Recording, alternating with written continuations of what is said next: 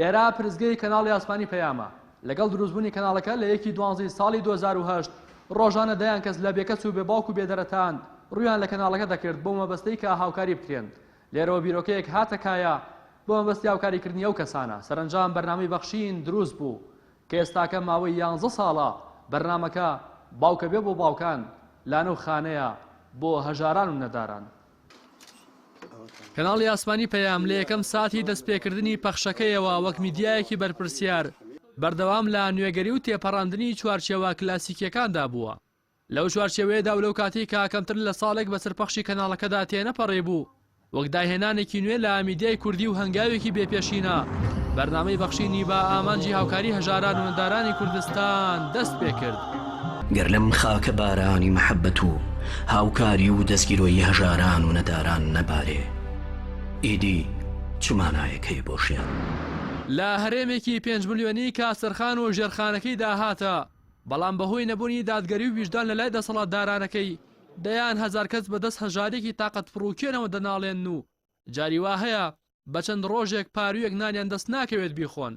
هەر بۆیە بەرپرسانی کەناڵی ئاسمانی پەیام بارکی سەرشانی خۆیان زانی کەلا لەو چین و توێژە هەژاری کۆمەڵگا بکەنەوە و دەسەڵ لەمەوبەر و لە 15 حوزەیرانی ساڵی 2009 لە ژێر دروشمی ببەخشن تا بەخشین بەردەوام بێت.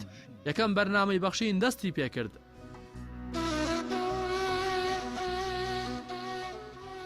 نوعیبوونی کەناڵی ئاسمانی پەیام تەنها ئەوە نییە قۆناغە کلاسیکیەکەی میدیا حیزبی تێپەڕاند و مۆدیێرێکی نوێ لە میدیا حیزبی هێنای ئاراوە.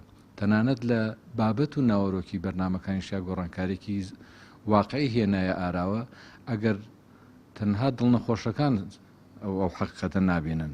ئەگەر نا تەنها نمونەی بەرنامەی بەخشین بێنینەوە کاتێکە دەبینین لە هەرێمی کوردستانە حکوومەت ناتوانێت بە تەواوی داخوازیەکانی هاوڵاتیانەوە بڕات و کێشەگیر و گرفتەکانیان چارەسەر بکات ئێمە ئەوەش بە ئەرکی خۆمان دەزانین و چارەسەریشان بۆ دەدۆزینەوە. بۆیە بیرۆکەی بەرنامەی بەخشین دێتە ئاراوە کە ستافی کەناڵی ئاسمانی پەیام لە سەرەتای دامەزراندنیەوە ئێمە بیرمان لێکردەوە خسمانە بواری جێبەجێکردنەوە و تقریبا نزیکەی 11 ساڵە ئەو بەرنامەیە خزمەت بە هاوڵاتیانی هەرێمی کوردستان دەکا بۆ خۆی ئەوە ژێکێک بوو لە داهێنانەکانی کەناڵی ئاسمانی پەیام و دوای ئێمەش میدیای زۆر بە شوێن هەنگاوەکانی ئێمە هاتن دڵنیاشم لەوەی کە خزمەتی بەرچاو بەچین و توێژە فەقیر و هەژارەکەی هەرێمی کوردستان کراوە.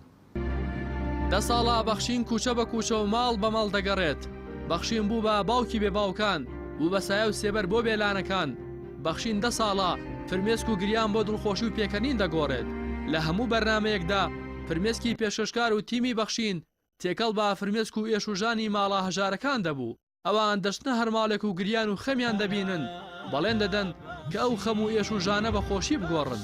ئەمە ئەو داهێنانەکەم وێنە بوو کە کەناڵی پەیام هێنایە ناو میدیای کوردی و لە پاش ئەو چەندین بەرنامەی هاوشێوە ڕاگەیەندران.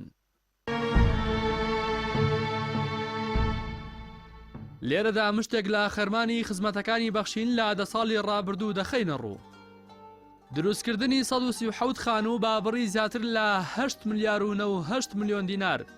هاوکاری 3748 بێ باوک بە بڕی 416 ملیۆن دینار. هاوکاری 16314 هەژار و قوتابی و نەخۆش با بڕی 3 ملیار و 782 ملیۆن دینار. هاوکاری 2434 خاوەن پێداویستی تایبەت با بڕی 262 ملیۆن دینار. هاوکاری زیاتر لە 11000 خێزانی ئاوارە بە بڕی 515 ملیۆن دینار. بەرنامەی بەخشین کە لە کەناڵی ئاسمانی پەیامەوە دەستی پێکردووە و ئێستا بووە بە دەستگای خێرخوازی بەخشین لە 10 ساڵی تەمەنی خزمەتکردنی خۆیدا بە هاوکاری خێرۆمەندان و دەوڵەمەندانی ناوخۆ و دەرەوەی هەرێمی کوردستان نزیکەی 25 ملیار دیناری بۆ کارە خێرخوازیەکانی خەرج کردووە و لە ئێستاشدا مێژوویەکی پڕشانازی و درەوشاوی بە کەناڵی ئاسمانی پەیام بەخشیوە. ڕاستی حەمامین کەناڵی ئاسمانی پەیام سلێمانی.